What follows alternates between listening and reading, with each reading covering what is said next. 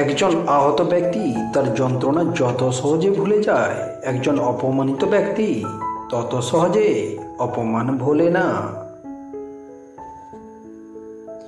অসহায়কে অবজ্ঞা করা উচিত নয়, কারণ মানুষ মাত্রই জীবনের কোনো না কোনো সময় অসহায়তার শিকার হবেই।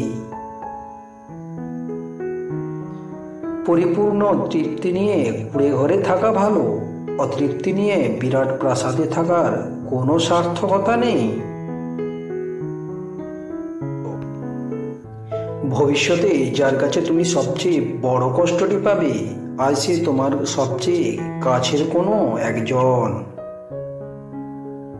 যে নিজেকে দমন করতে পারে না, সে নিজের জন্যও বিপজ্জনক এবং অন্যের জন্য।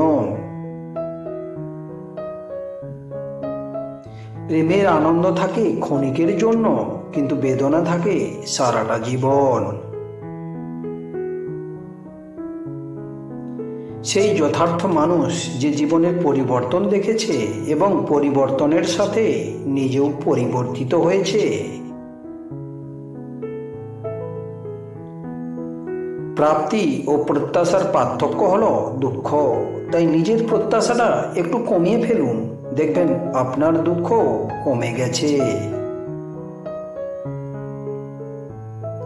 সাফল্যের তিনটি শর্ত: অন্যের থেকে বেশি জানুন, অন্যের থেকে বেশি কাজ করুন, অন্যের থেকে কম আশা করুন।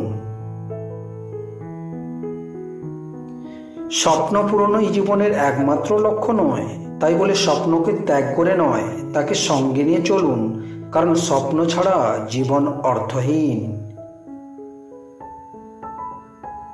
যে বিজ্ঞানকে অল্প জানবে সে নাস্তিক, আর যে ভালোভাবে বিজ্ঞানকে জানবে সে অবশ্যই ঈশ্বরে বিশ্বাসী।